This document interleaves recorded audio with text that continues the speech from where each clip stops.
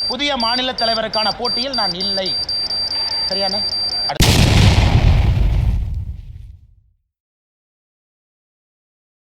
விஷயத்தை உங்க முன்னாடி ஃபர்ஸ்ட் சொல்லிடுறேங்கண்ணா. முதல்ல பாராளுமன்றத்தில் ஒரு சரித்திரம் நடந்திருக்கிறது. வக்ஃப் ஆக்ட் அமெண்ட்மெண்ட் 2025 வெற்றிகரமாக இன்று அதிகாலை நேற்று நள்ளிரவில் ஆரம்பித்து ராஜ்யசபாவில், ஒரு நாள் முன்பு லோக்சபாவில், 2 இடத்திலும் கூட நல்ல மெஜாரிட்டியோடு, நிறைய கட்சிகளுடைய ஆதரவோடு, ஒரு ஜனநாயக முறையில் எல்லாருடைய ஒப்பீனியனை கேட்டு கிட்டத்தட்ட 1 கோடி பேர், 1 கோடி ஒப்பீனியன் இந்த வக்ஃப் ஜேபிசிக்கு மட்டுமே, ஜாயின்ட் பார்லிமெண்ட்ரி கமிட்டிக்கு இந்த வக்ஃப் சட்டம் 2025 அமெண்ட்மெண்ட் சட்டத்திற்கு 1 கோடி ஒப்பீனியன் கொடுத்துருக்காங்க. அதையெல்லாம் கருத்தில் ஏற்றுக்கிட்டு ஜேபிசி 13 அமெண்ட்மெண்ட், ஒரிஜினலாக நம்முடைய மத்திய அரசு என்ன ப்ரப்போஸ் பண்ணியிருந்தாங்க அதில் 13 மாற்றங்களை கொண்டு வந்து லோக்சபா ராஜ்யசபா 2லும் கூட அது வெற்றிகரமாக நிறைவேறியிருக்கிறது. இதை பாரதிய ஜனதா கட்சி தமிழ்நாடு நாங்கள் இதை வரவேற்கின்றோம். குறிப்பாக நம்முடைய இஸ்லாமிய சொந்தங்களுக்கு, அதிலும் இஸ்லாமிய மதத்தில் இருக்கக்கூடிய ஏழை இஸ்லாமிய சொந்தங்களுக்கு இது ஒரு பெரிய வரப்பிரசாதமாக நாங்கள் பார்க்கின்றோம். ஏன்னா நிறைய தமிழகத்தில் அரசியல் கட்சிகள் குழப்பத்தை ஏற்படுத்துகிறாங்க. வழக்கம் போல சில அரசியல் கட்சிகள் போராட்டமெல்லாம் பண்ணுறாங்க. அதனால் இந்த சட்டத்தை பற்றி கொஞ்சம் தெளிவாக எடுத்துரைக்க வேண்டியது எங்களுடைய கடமையாக இந்த நேரத்தில் நாங்கள் கருதுகின்றோம். அன்பு சொந்தங்களே, நம்முடைய சுதந்திரத்திற்கு முன்பு 1947க்கு முன்பு இந்த வக்ஃப் அப்படிங்கிறது என்னன்னாங்க, ஒரு இஸ்லாமியர் மதத்தின் மீது நம்பிக்கை இருக்கிறவர் ஒரு சொத்தை அவர் அதை சேரிட்டிக்காக, அந்த சொத்தின் மூலம் வரக்கூடிய வருமானம் நல்ல ஒரு காரியங்களுக்காக பயன்படுத்தப்பட வேண்டும் என்று அளிக்கக்கூடிய ஒரு சொத்தினுடைய பெயர் தான் வக்ஃப். அதை பராமரிக்கக்கூடியதுக்காக தான் மத்திய அரசு மாநில அரசு இன்வால்வ் ஆகிறாங்க. சுதந்திரத்திற்கு முன்பு 1947க்கு முன்பு 1913 பிரிட்டிஷ் அரசு முதலாக இதை பராமரிப்பதற்காக ஒரு சட்டத்தை கொண்டு வர்றாங்க. முசல்மான் வக்ஃப் வேலிடேட்டிங் ஆக்ட் 1913. 23 ஒரு மாற்றம் கொண்டு வர்றாங்க. 1923, 1930 ஒரு மாற்றம் கொண்டு வர்றாங்க. ஆனால் சுதந்திரத்திற்கு பிறகுதான் முறையான ஒரு சட்டம் வக்ஃப் ஆக்ட் 1954, 1954 முறையான ஒரு சட்டம். ஒரு மாநிலத்தில் வக்ஃப் போர்டு, ஒரு மாநிலத்தில் இந்த சொத்தை பராமரிப்பதற்காக ஒரு போர்டு வேண்டும். மத்திய அரசு சென்ட்ரல் வக்ஃப் கவுன்சில், அதாவது மாநிலத்தில் இருக்கக்கூடிய வக்ஃப் போர்டு எல்லாம் பராமரிப்பதற்கு ஒரு கவுன்சில் வேணும், சென்ட்ரல் கவுன்சில். இதெல்லாம் 1954 வருது. சின்ன சின்ன மாற்றங்கள் தொடர்ச்சியாக நடக்குது. பெரிய மாற்றம் 1995 வக்ஃப் ஆக்ட் 1995. 95 ஒரு பெரிய மாற்றத்தை கொண்டு வர்றாங்க. என்ன மாற்றம்னா, ட்ரிபியூனல்ஸ் கொண்டு வர்றாங்க. ஒரு பிரச்சனை இருந்தால் யார் சால்வ் பண்ணுவா, ட்ரிபியூனல் எப்படி இருக்கணும், ஒரு சொத்து வக்ஃப் சொத்தா இல்லையான்னு எப்படி முடிவு பண்ணுறது, இதெல்லாம் 95. காங்கிரஸ் ஆட்சி முடியும் தருவாயில் 2013 ஒரு பெரிய மாற்றத்தை கொண்டு வர்றாங்க. அதாவது 95 சட்டத்துக்கு 2013 கொஞ்சம் அமெண்ட்மெண்ட்ஸ் கொண்டு வர்றாங்க. இன்னைக்கு 12 ஆண்டுகள் கழித்து மறுபடியும் அந்த 95 சட்டத்தில் 2013 கொண்டு வந்த மாற்றங்கள், அதனுடைய சார்ந்து இன்னைக்கு 2025 மாற்றங்களோடு வக்ஃப் ஆக்ட் 2025 நிறைவேற்றியிருக்கிறோம். இதில் என்ன புதுசு? எதற்காக எதிர்க்கட்சி நண்பர்கள் சில பேர் தமிழகத்தில் குற்றம் சுமத்துறாங்க. 1913 2013 வரை மொத்தமாக இந்தியாவில் வக்ஃப் போர்டு அவங்களுக்கு கீழே இருந்த சொத்து 18 லட்சம் ஏக்கர். 1913 2013 வரை 18 லட்சம் ஏக்கர். 2013 2025 வரைக்கும் புதிதாக 21 லட்சம் ஏக்கர் ஆட் ஆயிருக்கு. அப்போ கணக்கு போட்டு பாருங்க. அப்போ மொத்தமாக இன்னைக்கு இந்தியாவில் வக்ஃப் போர்டு கீழே இருக்கக்கூடிய சொத்துக்கள் 39 லட்சம் ஏக்கர். இந்தியாவில் அதிகப்படியாக அவங்க கையில் தான் இருக்குது.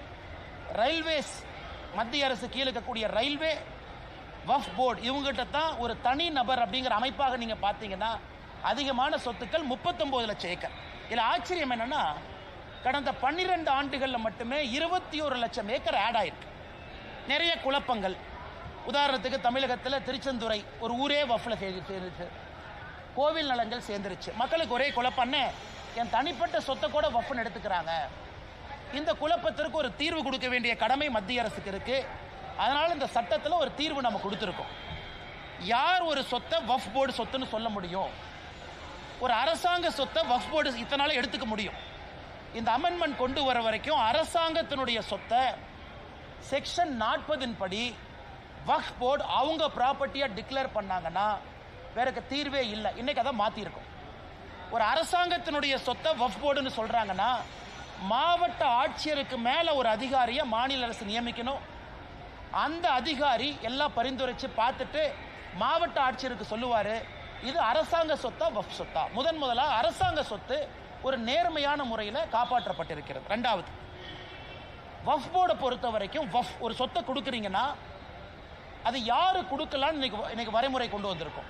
இந்த சட்டத்தின் மூலமாக சொத்தினுடைய ஓனர் தான் சொல்ல முடியும், ஏன் சொத்தை நான் வக்ஃபா டிக்ளேர் பண்ணி நான் கொடுக்குறேன், நீங்க பாத்துக்க. அதாவது யாரையோ சொத்தை எல்லாம் அவங்க எடுக்க முடியாது. செக்ஷன் 108 முதல்ல. செக்ஷன் 108 எப்படி இருந்துச்சுன்னா, அந்த ட்ரிபியூனலுக்கு உச்சகட்சமான அதிகாரம். அந்த ட்ரிபியூனல் முடிவு பண்ணிடுச்சுன்னா நீங்களும் நானும் அவங்க ரெஜிஸ்டர் ஆஃபீஸ்க்கு அனுப்பிடுவாங்க, இந்த சொத்து வக்ஃப் போர்டு சொத்துன்னு. நீங்கள் நானும் தலைகீழா நின்று தண்ணி குடிச்சா கூட அந்த சொத்தை மாற்ற முடியாது. இன்னைக்கு அதுக்கு ஒரு தீர்வு. இஸ்லாம் மதத்தை பொறுத்தவரை ஷியா சுன்னி அப்படின்னு மட்டும் இருந்துச்சு. அந்த இஸ்லாம் மதத்துக்குள் இருக்கக்கூடிய உட்பிரிவு ஷியா சுன்னி மட்டும் இன்னைக்கு வக்ஃப் போர்டில் இருந்தாங்க. நாம் இன்னைக்கு அதை எக்ஸ்பேண்ட் பண்ணி அகா கான் அப்படின்னு ஒரு சமுதாயத்தை கொண்டு வந்திருக்கோம், போரா சமுதாயத்தை கொண்டு வந்திருக்கோம். இஸ்லாம் சமுதாயத்தில் பின்தங்கி இருக்கக்கூடிய சமுதாயம் அகா கான் சமுதாயமாக இருக்கட்டும், போரா முஸ்லீமா இருக்கட்டும், அவர்களுடைய பெயரை முதலாக சட்டத்தில் பயன்படுத்தி அவர்களும் இதில் நிர்வகிக்கக்கூடிய தன்மை இருக்கு. தமிழ்நாடு முதலமைச்சர் உட்பட நிறைய பொய் சொல்றாங்க. ஐயோ, அதாவது ஒரு வக்ஃப் போர்டுக்குள்ள எப்படி இஸ்லாமியர் இல்லாதவங்களை கொண்டு வரலாம்? இந்தியாவை பொறுத்தவரை நாம் தெளிவாக இருக்கின்றோம். வக்ஃப் போர்டு என்பது இஸ்லாம் மதம் மட்டும் இருக்கக்கூடியவர்கள் வக்ஃப் போர்டு அல்ல. முட்டாவாளின்னு சொல்றோம். அதாவது அந்த வக்ஃபுடைய சொத்தை நிர்வகிக்கக்கூடியவர் இஸ்லாமியரா இருக்கணும், அதுல எந்த மாற்று கருத்து இல்லை. ஆனா அதை கண்காணிக்கக்கூடிய போர்டு ஸ்டேட் வக்ஃப் போர்டு, அதுல எல்லாம் இஸ்லாமியராக இருக்க வேண்டிய அவசியம் இல்லை. காரணம், அது சேரிட்டிஸ் ஆக்ட் கீழே வருது. ஒரு சேரிட்டி கமிஷனர் எந்த மதமாக இருக்கலாம். அதே போல வக்ஃப் போர்டை பொறுத்த வரைக்கும் இந்த சட்டத்தில் நான் இஸ்லாமியர்கள், இஸ்லாம் மதத்தை சாராதவங்க அட்வொகேட்டா இருக்கிறாங்க, ஒரு சகோதரியா இருக்கிறாங்க, ஒரு எக்ஸ்பர்ட்டா இருக்கிறாங்க, ஒரு சுப்ரீம் கோர்ட் லாயரா இருக்கிறாங்க, சட்டத்தை பத்தி தெரியும், அவங்க எல்லாம் இன்னைக்கு வர முடியும். இதை வேண்டுமென்றே தமிழகத்தில் திமுக போன்ற சில கட்சிகள் ஐயோ இஸ்லாம் மதத்தை சாராதவங்க எல்லாம் கொண்டு வர்றாங்க, அது கிடையாதுங்க. அதே போல சென்ட்ரல் வக்ஃப் கவுன்சில் அவங்க வேலை மாநிலத்தில் இருக்கக்கூடிய வக்ஃப் போர்டை மேனேஜ் பண்றது. அதிலும் இஸ்லாம் மதத்தை சாராதவங்க இருக்கலாம், எந்த தப்பு இல்லை. ஆனா முட்டாவாளி இஸ்லாம் தான், ஏன்னா அவங்க தான் இந்த வக்ஃப் சொத்தை நிர்வகிக்கக்கூடிய தன்மை இருக்கு. அப்படி இருக்கும் பொழுது இது கிறிஸ்தவ சகோதர சகோதரிகள் பெருசா பாராட்டி இருக்கிறாங்க. காரணம் என்னன்னா, அவங்களுக்கு ஒரு பெரிய வரப்பிரசாதம் செக்ஷன் 40 செக்ஷன் 108 ரெண்டுமே இன்னைக்கு ரிமூவ் பண்ணியிருக்கோம். ஒரு கிறிஸ்தவ சர்ச்சினுடைய சொத்துக்களை இன்னைக்கு வக்ஃப் போர்டு அவங்களுடைய சொத்துன்னு பல இடத்துல எடுத்திருக்காங்க. அப்ப அந்த கிறிஸ்தவ மதத்தை சார்ந்தவங்க எங்கேயுமே போய் திரும்ப வாங்க முடியாது, காரணம் ட்ரிபியூனல் அப்பீல் போக முடியாது. இன்னைக்கு அந்த செக்ஷன் 40 செக்ஷன் 108 தூக்கி இருக்கும். அதனால் எல்லா விதமான சகோதரர்கள், குறிப்பா இஸ்லாமில் இருக்கக்கூடிய பெண்களுக்கு இன்னைக்கு நம்ம முதலாக சொல்லியிருக்கோம், பெண்களை சார்ந்த என்ஜிஓ அவங்களுக்கு நிதி உதவி, மைக்ரோ ஃபினான்ஸ் இதெல்லாம் செய்யணும். இதெல்லாம் அந்த வக்ஃப் சட்டத்தில் வந்திருக்கக்கூடிய திருத்தம். அதே போல பேக்வேர்டு கிளாஸ் முஸ்லீம் அவங்களுக்கு மரியாதை, ஷியா சுன்னி சகோதர சகோதரிகளை தாண்டி புதுசாக அகா கான் போரா முஸ்லீம் சொல்ல கொண்டு வந்திருக்கோம். அப்படி இருக்கும் பொழுது ரொம்ப ஏற்புடையதாக எல்லா மக்களும் ஏற்றுக்கொண்ட, யாருக்கும் எதிராக இல்லாத ஒரு சட்ட திருத்தத்தை லோக்சபால ராஜ்யசபால கொண்டு வந்து இந்திய மக்களுக்கு நாங்கள் சமர்ப்பித்திருக்கின்றோம். இதுல பத்திரிகை நண்பர்கள் கவனிக்க வேண்டியது நம்முடைய என்டிஏ கூட்டணியில் இல்லாத கட்சிகள் ஓட்டு போட்டிருக்காங்க, நல்லா கவனிக்கணும். குறிப்பாக நவீன் பட்நாயக் அவருடைய கட்சி விப்பு கொடுக்கல, மனசாட்சிப்படி ஓட்டு போடுங்க. ஜெகன்மோகன் ரெட்டி அவங்களுடைய ஒய்எஸ்ஆர் கட்சி விப்பு கொடுக்கல, மனசாட்சிப்படி ஓட்டு போடுங்க. ஸோ நம்முடைய என்டிஏ கூட்டணியை சாராத கட்சிகளும் வாக்களித்து லோக்சபால 288 ஓட்டுக்கள், ராஜ்யசபால 125 ஓட்டுக்கள் நமக்கு கிடைச்சு ரொம்ப கம்ப்ளீட் மெஜாரிட்டியோட நல்லா ஜெயிச்ச சட்டம் வந்திருக்கு. அதனால் தமிழகத்தில் நம்முடைய மாண்புமிகு முதலமைச்சர் ஐயா மு க ஸ்டாலின் அவர்கள் சும்மா இந்த மைனாரிட்டி சமுதாயத்தில் பயத்தை ஏற்படுத்துவது மட்டுமே முழு நேர வேலையாக வச்சிருக்கிறாங்க. சும்மா பயத்தை ஏற்படுத்துவது, இதை பிடுங்கிட்டாங்க அதை பிடுங்கிட்டாங்க. இன்னைக்கு மைனாரிட்டி சகோதர சகோதரிகளை எம்பவர் பண்ணியிருக்கோம். அவங்களுக்கு நம்பிக்கை கொடுத்துருக்கோம், அவங்களுக்கு உரிமை கொடுத்துருக்கோம். அப்படி இருக்கும் பொழுது எப்படி இது இஸ்லாம் மதத்திற்கு சகோதரர்களுக்கு எதிரான ஒரு சட்டமாக இருக்கும்? அதனால தான் கொஞ்சம் விலாவரியாக நம்முடைய பத்திரிகை நண்பர்கிட்ட பேசுகிறோம். அன்பு சொந்தங்களே, அது மட்டும் இல்லை, இன்னைக்கு மொத்தம் இருக்கக்கூடிய 39 லட்சம் ஏக்கர் வஃப் போர்டு கீழ் இருக்கிறது. சம்பாதித்த வருமானம் 126 கோடி. இது தமிழ்நாட்டில் HRNC டிபார்ட்மெண்டோட மோசமாக ஃபங்க்ஷன் ஆகிட்டு இருக்கு. மொத்தமாக போன ஆண்டு சம்பாதனை வக்ஃப் போர்டு 126 கோடி. சச்சர் கமிட்டி மன்மோகன் சிங் ஐயா போடும்போது என்ன சொன்னாங்கன்னா, ஒரு வக்ஃப் போர்டை முறையாக நிர்வாகம் செஞ்சால் 10,000 கோடி ரூபாய் சம்பாதிக்க முடியும். அதனால் இன்னைக்கு எல்லாமே லாங் லீஸில் கொடுத்து, தமிழ்நாட்டில் நான் குறிப்பாக சொல்கிறேன், ஒரு சப் இன்ஸ்பெக்டர் திருநெல்வேலியில் கொண்டாங்க. எதுக்கு கொண்டாங்க? சமீபத்தில் ரிட்டையர்ட் சப் இன்ஸ்பெக்டர் எதுக்கு கொண்டாங்க? வக்ஃப் பிரச்சனை, வக்ஃபுனுடைய சொத்தை ஒரு திமுக காரை அபகரித்து வச்சிருக்கிறான்னு சொன்னாங்க. அதை எதிர்த்து கேள்வி கேட்டதற்காக அவர் படுகொலை செய்யப்பட்டார். இன்னைக்கு ஏன் திமுக அதை எதிர்க்குது? பாதி ஊர்ல வக்ஃப் ப்ராப்பர்ட்டியை திமுக காரை அபகரித்து வச்சிருக்கிறான். அவன் அந்த ப்ராப்பர்ட்டியில் வரக்கூடிய நியாயமான சொத்தை வக்ஃப் போர்டுக்கு அந்த பணம் போகல. அதனால தான் வெறும் 126 கோடி ரூபாய் தான். நீங்களே யோசிச்சு பாருங்க, 39 லட்சம் ஏக்கர் வெறும் 126 கோடி ரூபாய் சம்பாதிக்கும்.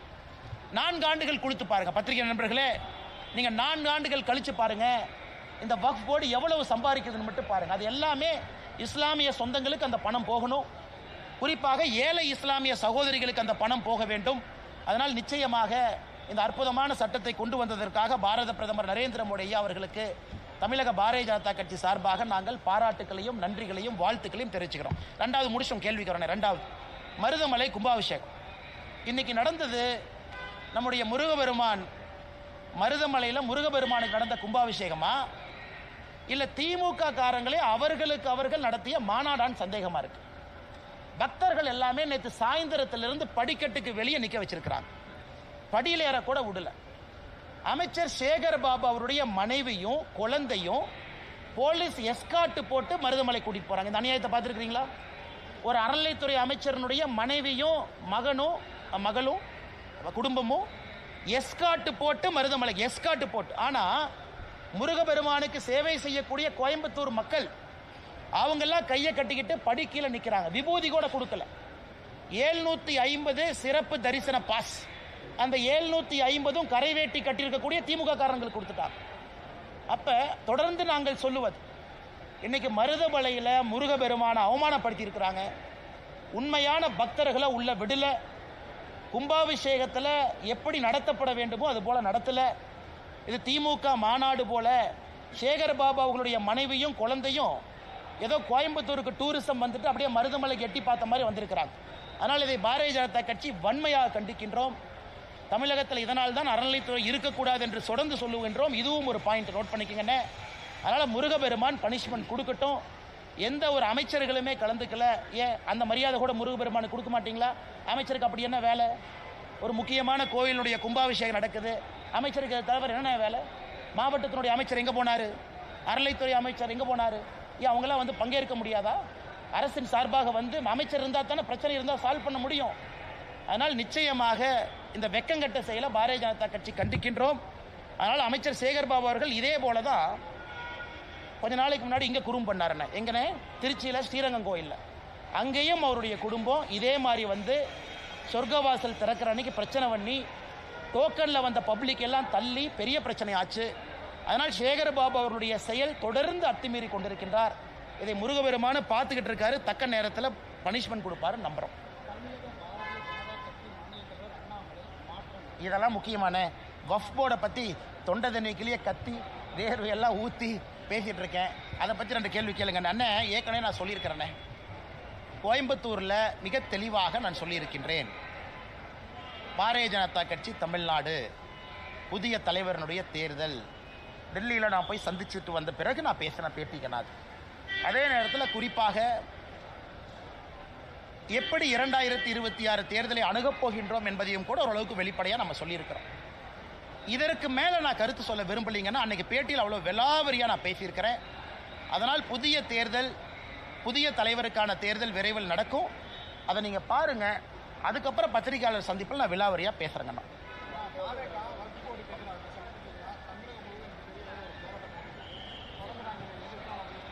அண்ணா, ஜனநாயகத்தில் போராட்டம் நடத்துறது தப்பு இல்லைங்கண்ணே. அது தாவேகாவாக இருக்கட்டும், எந்த கட்சியாக இருக்கட்டும், போராட்டம் பண்ணட்டும். நான் ரெண்டே கேள்வி தான் கேட்குறேன். எதுக்கு போராட்டம் பண்ணீங்க? எந்த பாயிண்ட் நாங்கள் கொண்டு வந்தது தப்புன்னு நினைக்கிறீங்க? எந்த பாயிண்ட்டை நாங்கள் சரியாக செஞ்சுருக்கோன்னு நினைக்கிறீங்க? தாவேகா அதிகாரப்பூர்வமாக ஜேபிசி ஜாயின்ட் பார்லிமெண்ட்ரி கமிட்டிக்கு லெட்டர் பேடில் உங்கள் சஜஷனை கொடுத்தீங்களா? இன்றைக்கி நான் வந்து போராட்டம் பண்ணுறேன், எங்கள் தலைவர் சொல்லியிருக்காருன்னு கீழே சுற்றிட்டு இருக்கிறீங்க. சரி, உங்களுக்காக ஜேபிசி போட்டோம், 1 கோடி பேர் சஜஷன் கொடுத்தாங்க, 1 கோடி சஜஷன் வந்துச்சு. தாவேக்காலேருந்து கருத்து சொன்னீங்களா ஜேபிசிக்கு? நீங்கள் கருத்து சொல்லியிருந்தா நல்ல கருத்தாக இருந்தால் கண்டிப்பாக நாங்கள் எடுத்திருப்போம். சரி, இன்னைக்கு போராட்டம் பண்ணுறீங்க, எதுக்கு போராட்டம் பண்ணுறீங்க? நான் இவ்வளோ விலாவரியாக பேசுகிறேன், இதான் பாயிண்ட்டுங்கிறேன், இதான் காரணங்கிறேன். நான் சொன்னதில் தப்பு எங்கேயாச்சும் இருக்குதா நீங்கள் சொல்லுங்கள். எதற்கு போராட்டம் செய்கிறனே தெரியாமல் ஒரு கட்சி தமிழ்நாட்டில் போராட்டம் செய்து கொண்டிருக்கின்றார்கள், அது தாவேக்கா. எதுக்கு போராட்டம் பண்ணுறாங்கன்னு? ஆனால் இந்த பாயிண்ட் தப்பு. எத்தனை டைம் இந்த சட்ட திருத்தம் மாற்றிருக்கிறாங்க? 54 முதல் சட்டம், அதன் பிறகு அவ்வளோ அமெண்ட்மெண்ட், 95 பெரிய சட்டம், அதன் பிறகு அவ்வளோ அமெண்ட்மெண்ட், 2013 மேஜர் அமெண்ட்மெண்ட். ஏன் 2013 காங்கிரஸ் ஆட்சியில் சகோதரருக்கு தெரியும், 123 ப்ராப்பர்ட்டி லூட்டன்ஸ் டெல்லி, சென்ட்ரல் டெல்லி 123 ப்ராப்பர்ட்டியை வஃப் ப்ராப்பர்ட்டின்னு டிக்ளேர் பண்ணி ஒரே நைட்டில் சேர்த்துக்கிட்டாங்க. அதெல்லாம் நியாயமா? 123 ப்ராப்பர்ட்டி சென்ட்ரல் டெல்லியில் நினைச்சாங்க ஒரே நைட்டு. லட்சக்கணக்கான கோடி ரூபாய் வருமானம் பொறுப்பு இருக்கக்கூடிய ப்ராப்பர்ட்டி. அது 2013 காங்கிரஸ் கொண்டு வந்தான். அதை பற்றியெல்லாம் யாரும் பேச மாட்டாங்க. ஆனால் 2025 நம் ஆட்சியில் நியாயமாக எல்லோருக்கும் சமமாக ஒரு விஷயத்தை கொண்டு வந்தா நாம் இஸ்லாமியர்களுக்கு எதிரின்னு ஆர்ப்பாட்டம் பண்ணுறாங்க. அதனால் தாவேகாவாக இருக்கட்டும், எந்த கட்சியாக இருக்கட்டும், என்னுடைய அன்பு வேண்டுகோள், ஆனால் எதுக்கு ஆர்ப்பாட்டம் பண்ணுறேன்னு 2 விஷயத்தை சொல்லிட்டு பண்ணுங்கண்ணே. நல்ல விஷயமா தான் நானும் மேலே சொல்கிறேன்.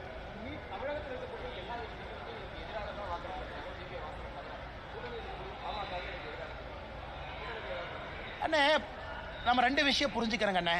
ஒரு அரசியல் கட்சிகளுக்கு அவர்கள் நிலைப்பாடு இருக்கட்டும், நாங்கள் அதை மதிக்கிறோம். அதில் எது தவறு இருப்பதாக நான் பார்க்கல.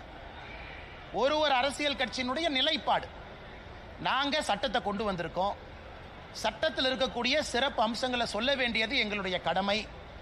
பத்திரிகை நண்பர்கள் மூலமாக உங்கள் கேள்விக்கு பதில் சொல்ல வேண்டியது எங்கள் கடமை. அதே நேரத்தில் தப்பு பண்ணுறோம்னா திருத்திக்கிறதுக்கு ஜேபிசி ஒரு வாய்ப்பு. 13 அமெண்ட்மெண்ட் சொன்னாங்க, 13 செஞ்சிட்டோம், 13 ஏற்றுக்கிட்டாச்சு. அதில் எல்லா கட்சியும் சொன்னாங்க. மேஜர் அமெண்ட்மெண்ட் அரசு கொண்டு வந்ததிலிருந்து 13 திருத்தங்களை ஒத்துக்கிட்டோம். ஆனால் ஒரு கட்சிக்கு ஒரு நிலைப்பாடு, அதை நாங்கள் பெரிதாக எடுத்துக்கொள்ளவில்லை.